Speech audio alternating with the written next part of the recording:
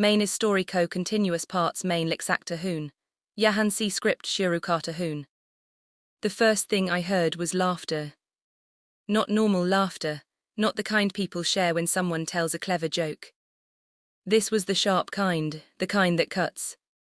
I was standing near the entrance of the Grand Meridian Ballroom, holding 2 glasses of sparkling water, when the entire room erupted. For a second I thought someone had slipped. Then I heard a young woman's voice. People like you should be eating in the kitchen, not sitting with important guests. The laughter got louder. My fingers tightened around the glasses. I looked across the room and saw my wife standing completely still. She wasn't crying. She wasn't angry. She was simply looking at the young woman who had spoken those words. And somehow that made the scene even worse. My name is Daniel Harper. I was 58 years old that evening. The woman standing alone in the center of that ballroom was my wife, Elena. We had been married for 34 years. And at that moment, every instinct in my body wanted me to walk across the room and tell everyone exactly what I thought of them. But Elena slightly shook her head. Just once, a tiny movement, a silent request. Not yet. Because what nobody in that room understood was that the woman they were mocking had spent decades becoming someone extraordinary. And before the night ended, the entire room would learn exactly who she was. But this story does not start here. Welcome back to Revenge Cold Stories. Drop your first name and your city in the comments and subscribe before we go any further. I grew up in a small town outside Columbus, Ohio. My father repaired industrial equipment. My mother worked nights at a nursing facility. We weren't poor, but every dollar had a purpose before it entered the house. By the time I was 12, I understood how carefully adults carried financial pressure. By 16, I had my first job. By 22, I was managing operations for a regional logistics company. By 35, I was earning more money than anyone in my family had ever imagined. But this story isn't really about me. It's about Elena. I met her when she was 21. She was sitting alone in a public library. Not reading. Writing. Page after page. Completely focused. I remember standing there longer than I should have. Not because she was the most beautiful woman I'd ever seen. Though she was. What caught my attention was concentration. Most people looked around every few seconds. Elena looked at her work like the rest of the world didn't exist. 3 weeks later we had our first date. 3 months later I knew I was going to marry her. 1 year later I did. What I didn't fully understand back then was how many people underestimated her. Part of it was appearance.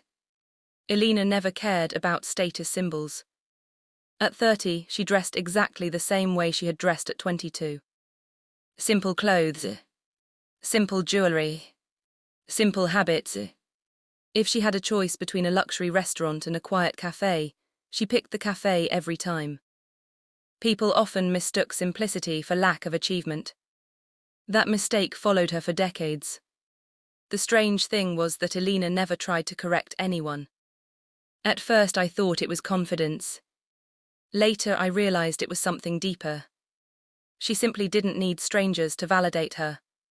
While other people were collecting attention, she was collecting accomplishments.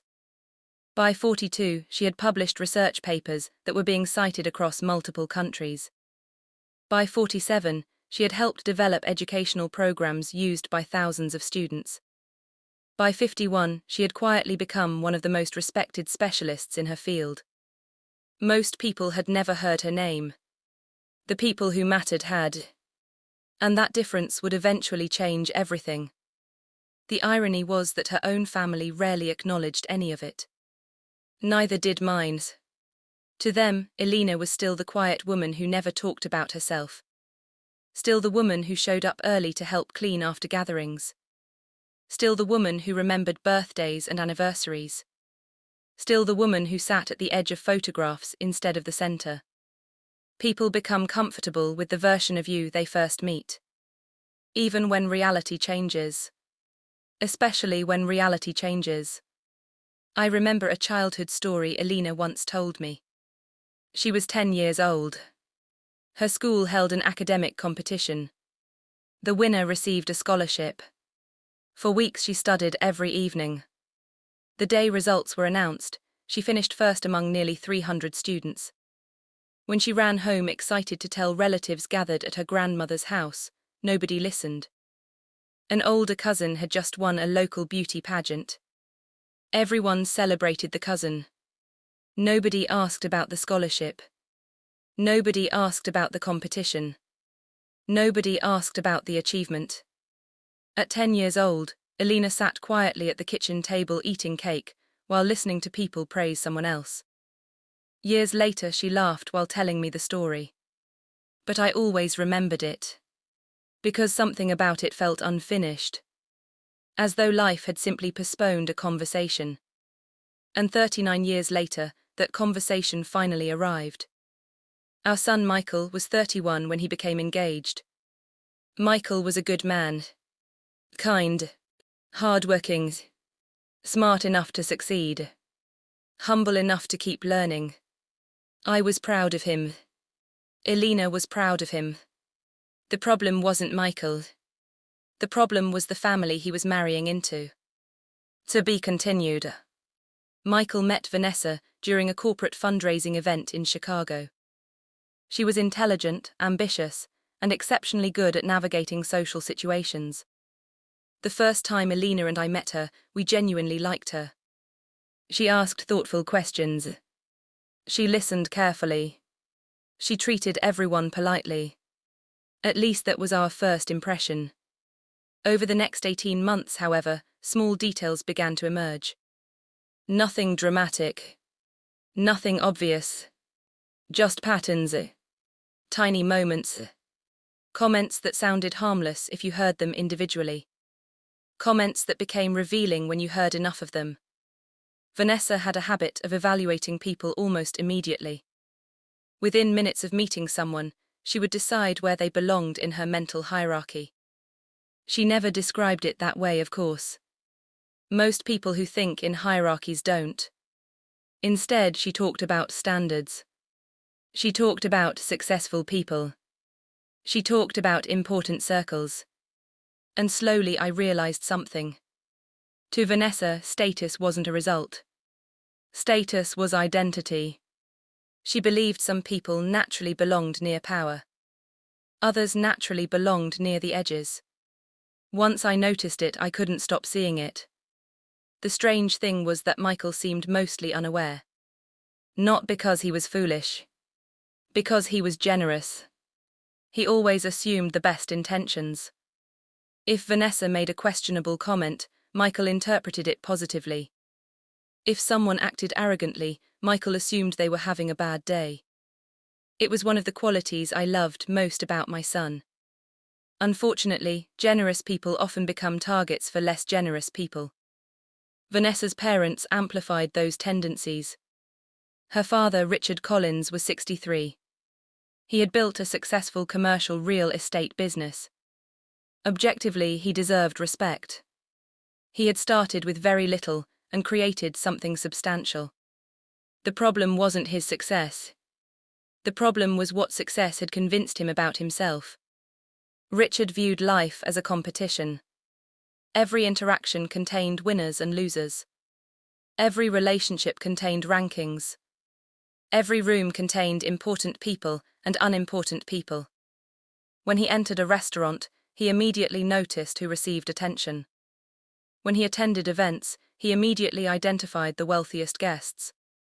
When he met strangers, he immediately calculated their value. Not human value. Practical value. Networking value. Status value. Influence value. To Richard, those distinctions felt perfectly reasonable. His wife Diane was different. More subtle. More polished. More dangerous. Richard announced judgments. Diane suggested them. Richard pushed. Diane guided.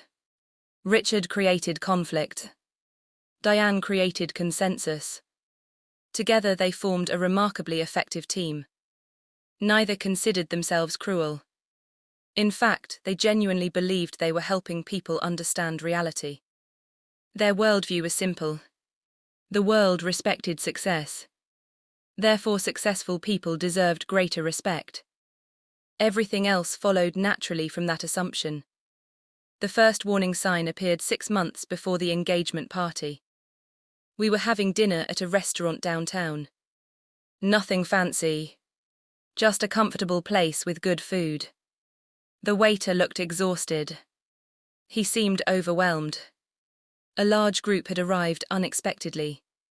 The kitchen was behind schedule. Everyone could see it. The waiter apologized repeatedly. Elena smiled and said it wasn't a problem. Richard laughed. Then he said something I never forgot. If you spend your life serving people, you should probably get better at it. The waiter froze.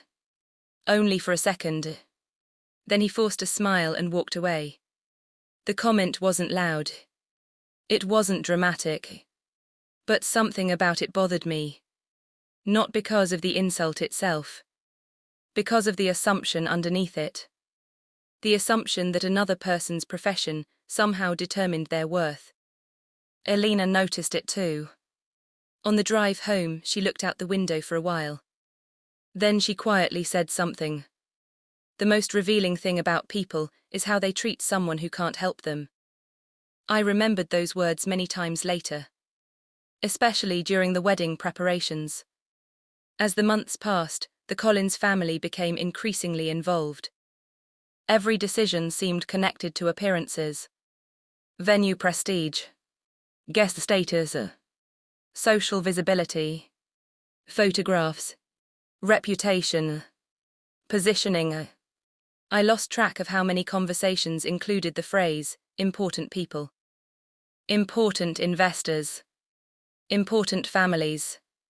Important connections. Important guests. One evening Michael visited our house alone. Elena was making tea. I was reviewing some reports. Michael sat at the kitchen table looking tired. Not unhappy. Just tired. The kind of tiredness that comes from managing competing expectations. What happened? I asked. He sighed. Wedding stuff. That answer alone explained plenty.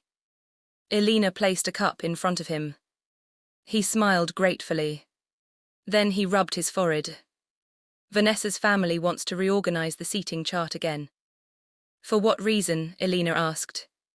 Michael laughed. Not because it was funny. Because he couldn't believe he was saying it. They think certain guests should be more visible. Elena raised an eyebrow. Visible to whom? Everyone. The room became quiet. Michael realized how ridiculous that sounded. Then he shook his head. I know. Elena reached over and squeezed his hand. She didn't criticize Vanessa. She didn't criticize her family. That wasn't her style. Instead, she asked a simple question. Are you excited to get married? Michael looked up immediately.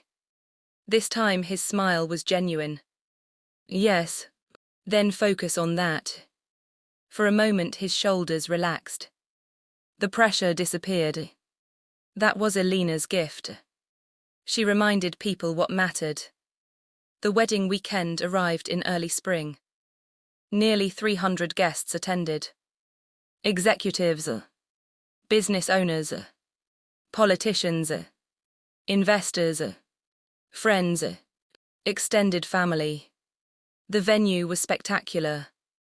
Crystal chandeliers, marble floors, floor-to-ceiling windows overlooking the city skyline.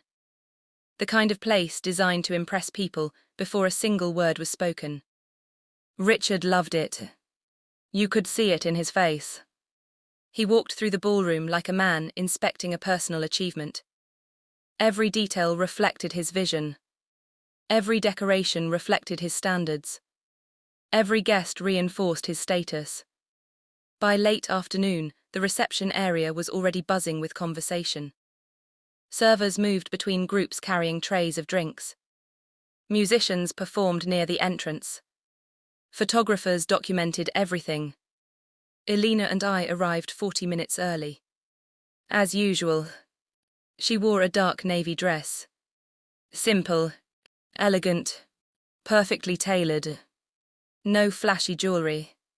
No designer logos. No attempt to attract attention.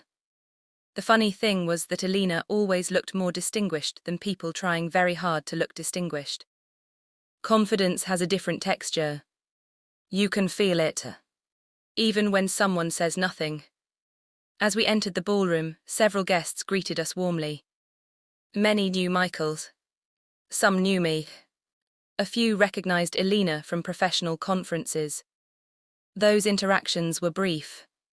Polite. Normal. Nothing unusual. At least not yet.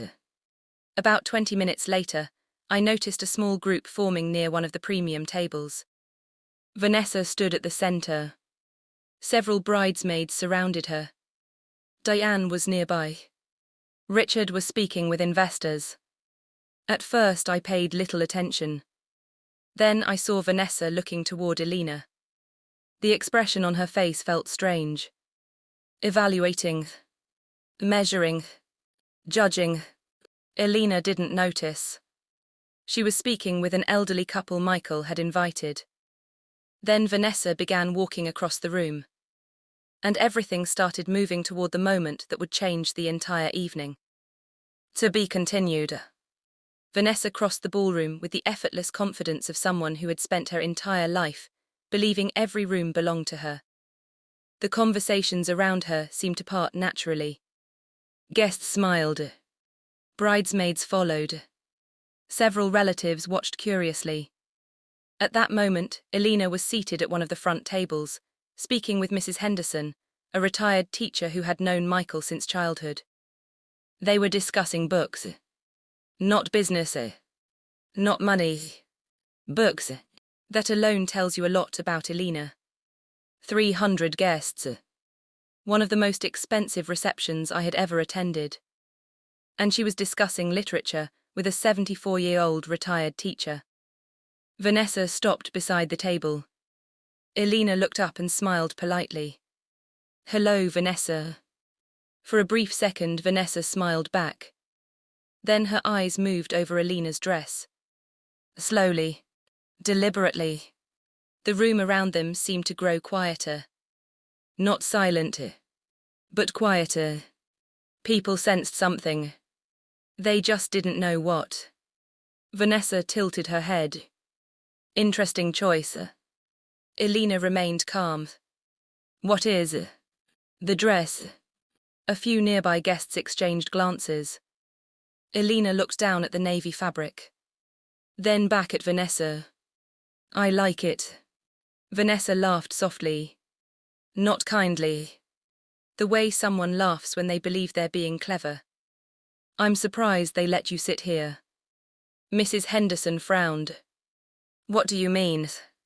Vanessa smiled. The front tables are usually reserved for important guests. Now several people were openly listening. Elena still looked completely composed. I see. Vanessa crossed her arms. Then came the sentence. The sentence everyone remembered later. The sentence that followed her for years. She looked directly at Elena and said, People like you should be eating in the kitchen, not sitting with important guests. For half a second, nobody reacted. The words hung in the air.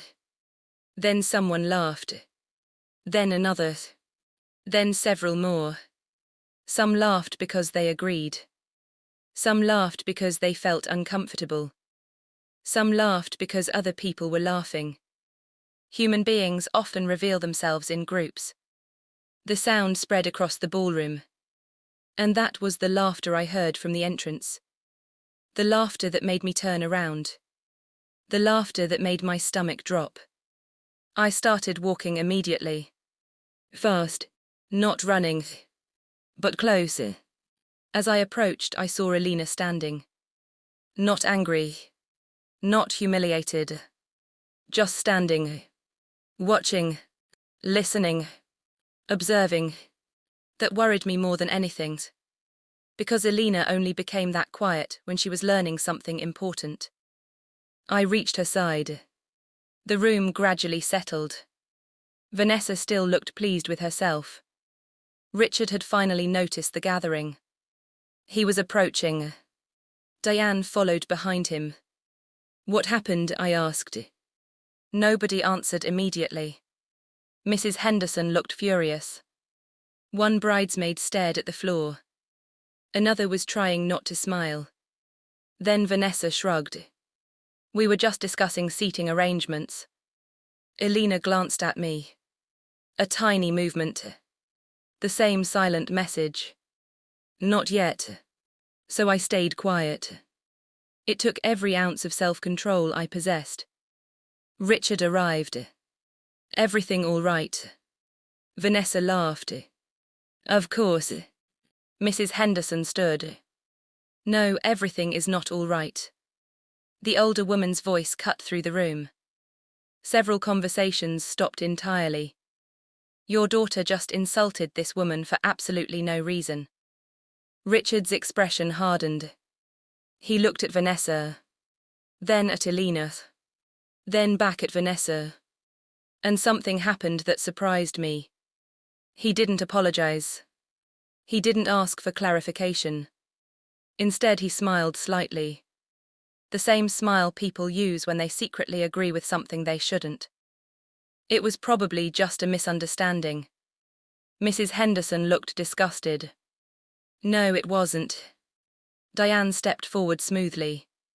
Let's not create a scene. There it was. The family philosophy in one sentence. The problem wasn't the insult. The problem was discussing the insult. Protect appearances.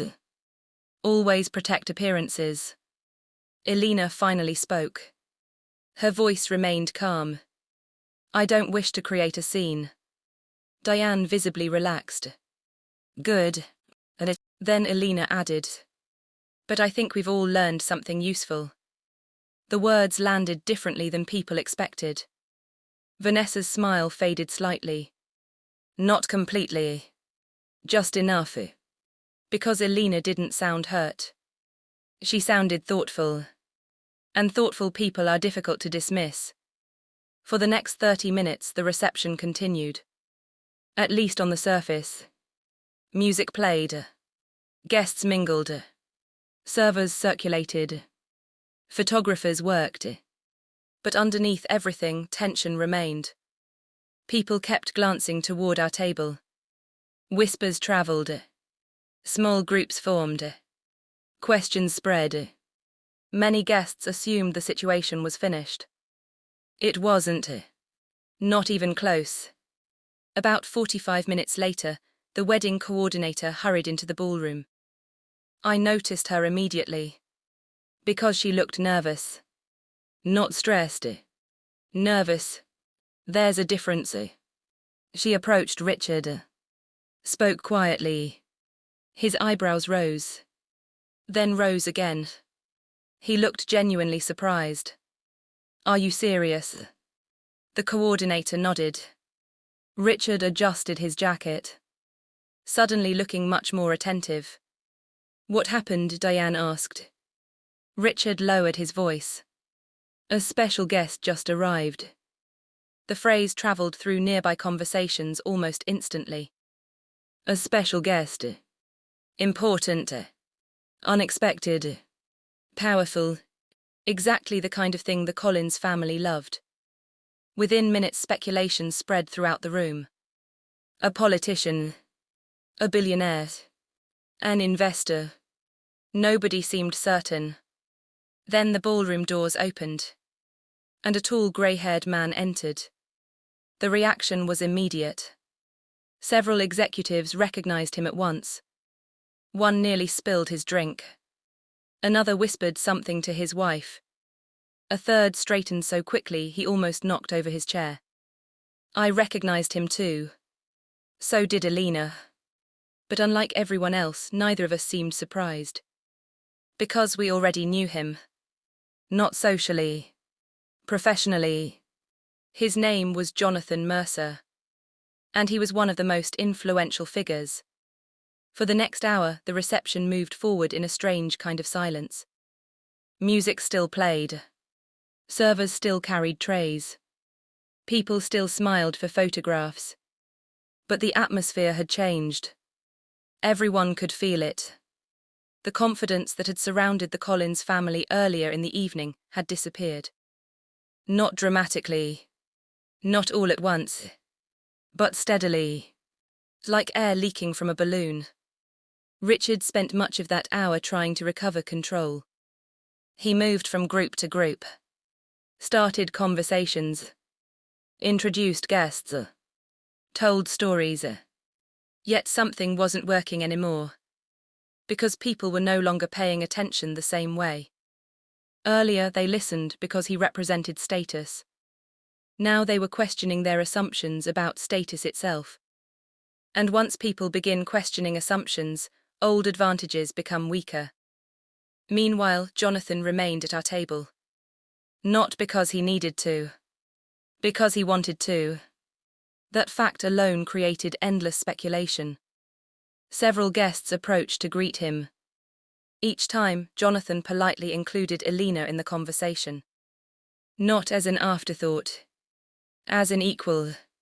Sometimes as the most important person present.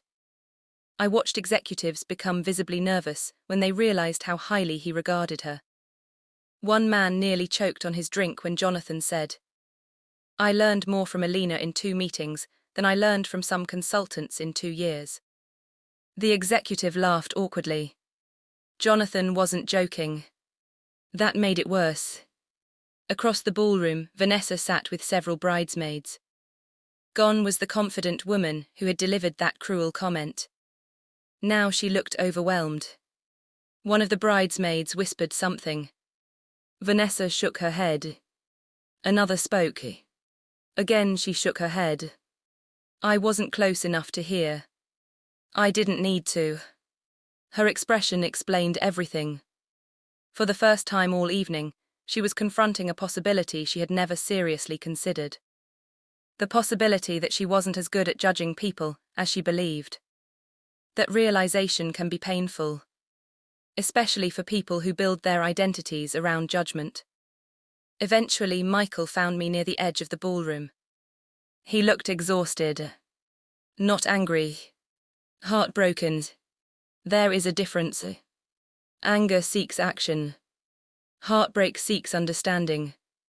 What happened? He asked quietly. I told him. Not dramatically. Not emotionally. Just the fact. The more he listened, the paler he became. When I finished, he stared across the room at Vanessa. For a long time. Then he looked away. I can't believe she said that. I placed a hand on his shoulder. Neither of us spoke. Sometimes there isn't anything useful to say. A few minutes later, Elena joined us. Michael immediately stood. I'm sorry. Those were his first words.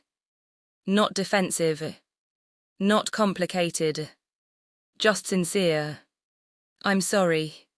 Elena smiled gently. You didn't say it. I should have seen it. She looked at him carefully. No. Michael frowned. No.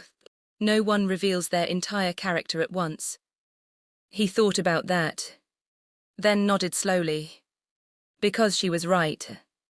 People rarely expose themselves in a single dramatic moment. Character usually appears through patterns. Small choices. Repeated behaviors.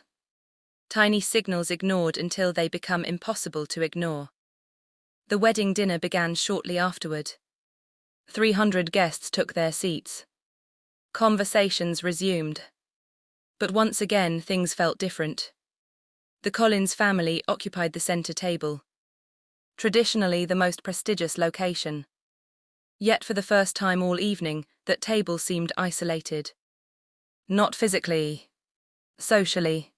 Meanwhile our table became unexpectedly popular. People kept stopping by. Researchers, business leaders, educators, community organizers. Several had worked with Elena years earlier. Others knew her reputation. Many wanted to thank her. One woman became emotional while speaking. She explained that a reading program based on Elena's work had helped her son overcome severe academic difficulties. A man from another state described improvements in local schools. Another guest mentioned teacher training initiatives. Again and again, similar stories emerged. Lives improved. Communities strengthened. Students helped. Opportunities created. None of these people cared about dresses. None cared about seating arrangements. None cared about social hierarchy. They cared about impact. Real impact. Observable impact. The kind that exists whether recognition follows or not. I noticed Jonathan watching those conversations. Occasionally he smiled. Not because he was surprised. Because he wasn't. He already knew. The rest of the room was catching up. During dessert, Richard finally approached our table again. This time alone. The confidence he carried earlier had vanished. In its place was uncertainty. Perhaps even embarrassment. He stopped beside Elena. Several guests immediately noticed. The surrounding conversations quieted. Richard cleared his throat. Elena. She looked up. Yes. For a moment he struggled to find words. Then he spoke. I owe you an apology. The sentence sounded difficult for him. Not because he didn't mean it. Because he wasn't used to saying it. Elena listened patiently. Richard continued. I should have addressed what happened immediately. Nobody interrupted. The room remained attentive. I was more concerned about avoiding a scene than doing the right thing. He paused, then looked directly at her. That was a mistake. Elena studied him for several seconds. Then nodded. Thank you. No lecture. No humiliation. No victory speech. Just thank you. Richard seemed surprised. Perhaps he expected anger. Perhaps he expected punishment. Instead he received grace. And sometimes grace is harder to process than conflict. Because conflict creates enemies. Grace creates reflection. He stood there awkwardly for another moment. Then quietly returned to his table. I watched him walk away. And for the first time that evening he looked older. Not weak. Thoughtful. Like a man reconsidering ideas he had carried for decades. Diane reacted differently. She spent much of the evening observing. Listening. Analyzing. Trying to understand how events had unfolded so badly. Eventually she approached Elena as well. Unlike Richard, she spoke privately. I only learned part of the conversation later. Apparently Diane asked a simple question. Why didn't you defend yourself? Elena smiled. Then answered. Because people reveal more when you let them finish talking. Diane reportedly stood silent for several seconds after hearing that. I believe it. Because the answer contained more wisdom than criticism. Meanwhile Vanessa remained mostly isolated. Not because people were attacking her. Nobody was. In fact, that was the interesting part. No one publicly humiliated her. No one mocked her. No one laughed. The room simply became quieter around her. And that quietness forced her to sit with her own actions. Near the end of the evening, she approached Elena. Alone. No bridesmaids. No parents. No audience. Just her. I watched from a distance. The conversation lasted perhaps 3 minutes. I couldn't hear most of it. But I saw enough. Vanessa spoke. Elena listened. Vanessa spoke again. Longer this time. Then her eyes filled with tears. Not dramatic tears. Embarrassed tears. The kind people shed when they realize they have become the person they never intended to be. Finally, Elena said something. Vanessa nodded, then unexpectedly hugged her. When they separated, Vanessa looked relieved. Not forgiven. Changed. Or at least beginning to change. The distinction mattered.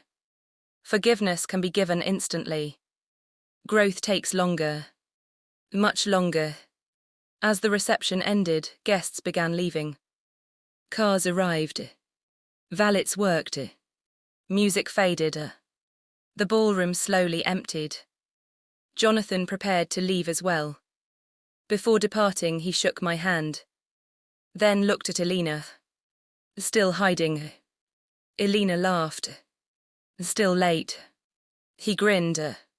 Fair enough. Then he became serious. You know, there are easier ways to teach people lessons. Elena smiled. I wasn't teaching. Jonathan looked around the nearly empty ballroom. Then back at her. Maybe not intentionally. With that, he left. And just like that, the most influential guest at the wedding disappeared into the night. The strange thing is that his arrival wasn't the real climax of the story. Not for me. Not for Elena. The real climax came 6 months later. Because weddings last one evening. Character lasts much longer. And 6 months later, the consequences of that night finally became visible. 6 months later, life looked very different. Not because of some dramatic scandal. Not because the Collins family lost everything. Not because anyone was publicly exposed or ruined. Real life rarely works that way. The biggest changes are usually quiet. Private. Invisible to outsiders. But powerful nonetheless. Michael and Vanessa were still married. That fact surprised some people. Several guests from the wedding had privately predicted disaster. They assumed the reception incident would destroy the relationship. It didn't. What happened instead was far more complicated. And far more valuable. Because Michael refused to ignore what he had learned. For the first few weeks after the wedding, he and Vanessa had a series of uncomfortable conversations. The kind that many couples spend years avoiding. Conversations about values. About assumptions. About respect. About identity. About who they wanted to become. Those discussions were not easy. There were arguments. Long silences. Painful realizations. Moments when both of them wanted to walk away from the topic entirely. But they kept returning to it. Again and again. Because some questions are too important to avoid. Eventually, Vanessa admitted something difficult. The wedding incident had not come from nowhere. It wasn't a random mistake. It came from years of thinking she had inherited without noticing. Years of subtle messages. Status matters. Connections matter. Appearances matter. Important people deserve special treatment. Successful people belong at the center. Everyone else belongs somewhere else. Nobody had taught her those ideas directly. Not in a classroom. Not in a lecture. They had simply surrounded her for so long that she stopped questioning them. And once assumptions stop feeling like assumptions, they start feeling like facts. That realization changed her. Slowly. Not overnight. Real change rarely happens overnight. But it began. One afternoon, about 3 months after the wedding, Vanessa visited our house alone. Elena was gardening.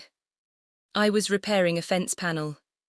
When Vanessa arrived, she seemed nervous. She carried no gifts. No prepared speech.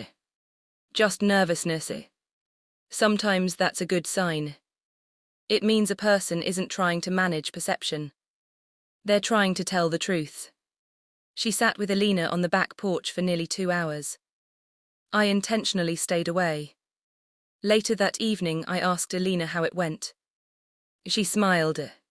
Better, Better. Easier. I waited. Eventually, she explained. Vanessa had spent most of the conversation asking questions.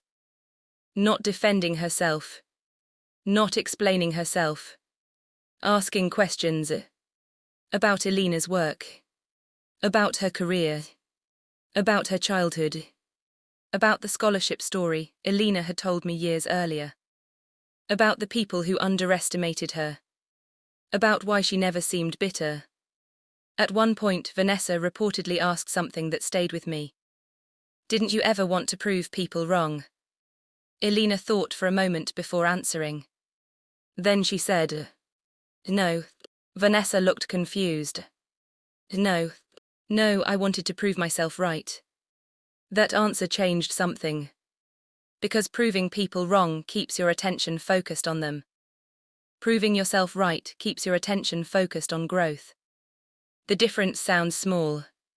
It isn't. Around the same time, Richard was experiencing his own transformation.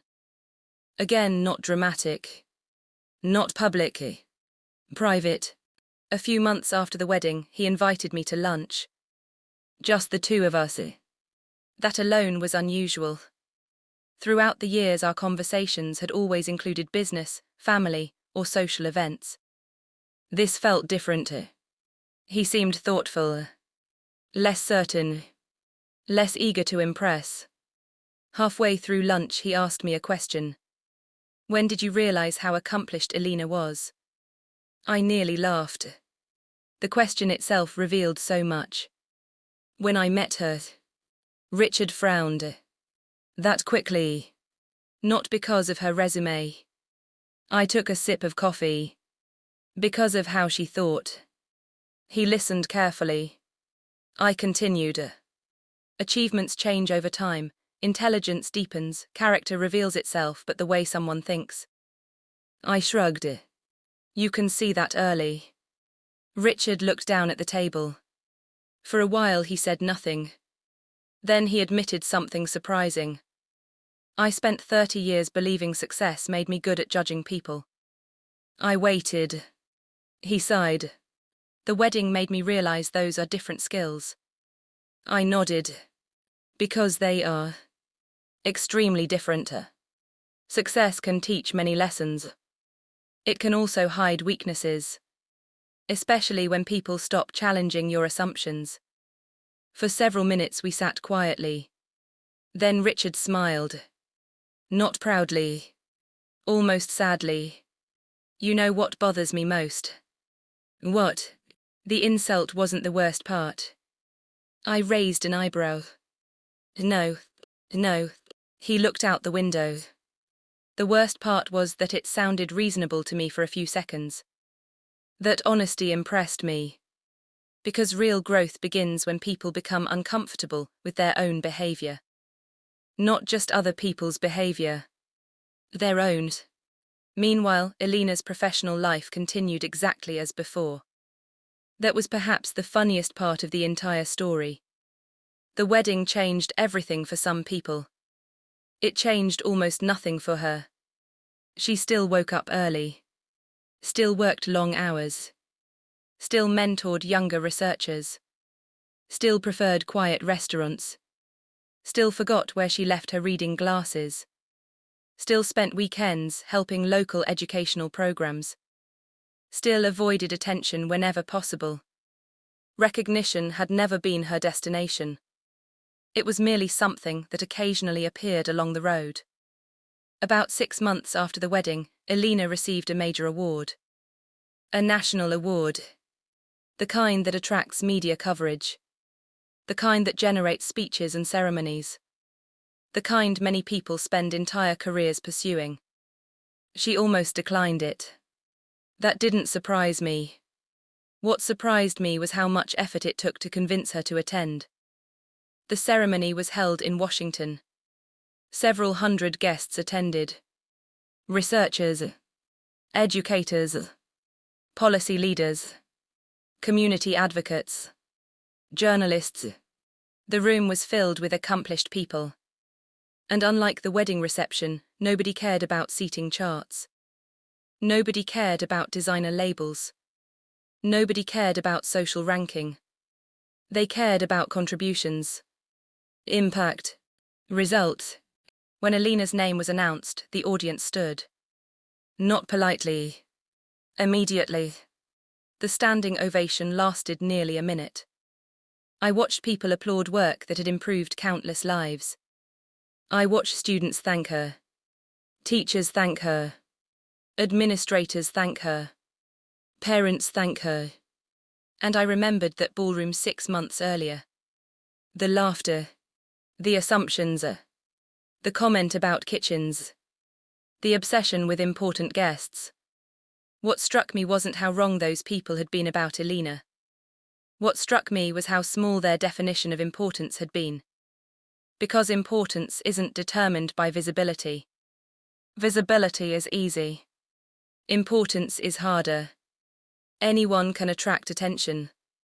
Few people create lasting value. After the ceremony, a young journalist approached Alina. She asked what she considered a simple question. What achievement are you most proud of? The journalist probably expected a specific project. A publication. An award. A milestone. Instead, Alina smiled and said, "None of them." The journalist blinked. "None." Alina shook her head. "The people I've helped become better than me." The journalist stared for a moment. Then smiled. Because she understood. At least partly. The answer reflected Alina perfectly. Achievements mattered. But multiplication mattered more. Helping others grow. Helping others succeed. Helping others contribute. That was the real legacy. Years later, when I think about that wedding, I rarely remember the insult itself. I remember what it revealed. Not about Vanessa. Not about Richard. Not even about Alina. About people. Human beings naturally create categories. Important. Unimportant. Successful. Unsuccessful. Worthy. Unworthy. The categories make life feel simpler. But simplicity often comes at the expense of truth. The world is full of people quietly carrying extraordinary stories. Extraordinary skills. Extraordinary sacrifices. Extraordinary contributions. Most of them will never announce those things. Most will never demand recognition. Most will never sit at the center table. And that's exactly why character matters more than perception. Because perception sees clothing. Character sees humanity. Perception notices status. Character notices substance. Perception asks who matters here. Character asks how should I treat people. One question builds hierarchy. The other builds civilization. That wedding taught many people an unexpected lesson. The most important person in the room is not always the one everyone notices. Sometimes it's the quiet person being underestimated. Sometimes it's the person helping others succeed. Sometimes it's the person who no longer needs recognition to understand their worth. And sometimes it's the woman everyone laughed at before they knew her name. Tell me in the comments, have you ever seen someone underestimated because of their appearance or status, and what happened afterward? Subscribe and I'll see you in the next one. The story officially ended there. At least that's what most people would assume. The wedding was over. The apology happened. The lesson was learned. Life moved on. But real stories don't end when the audience stops watching. They continue quietly. And sometimes the most meaningful chapter comes afterward. About a year after the wedding, Michael and Vanessa hosted a small anniversary dinner. Nothing extravagant. Only close friends and family. Around 20 people. Very different from the 300-person reception that had started all the trouble. I remember arriving early. Old habit. Alina and I walked into the restaurant and immediately noticed something unusual. Vanessa was greeting every guest personally. Not strategically. Personally. No scanning the room. No measuring status. No calculating influence. Just greeting people. The difference was subtle. But it was there. At one point, a server accidentally dropped a tray near our table. Glasses shattered. Several guests jumped. The young server looked horrified. Probably 20 years old. Maybe younger. His hands were shaking. Immediately Vanessa stood up. Not to complain. To help. She knelt beside him and said, "Are you okay?" The young man looked stunned. Yes. Good." Then she smiled.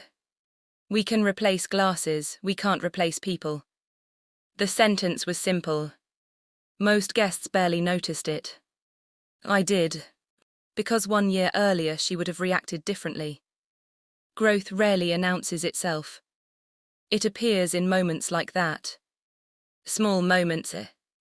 Ordinary mouth.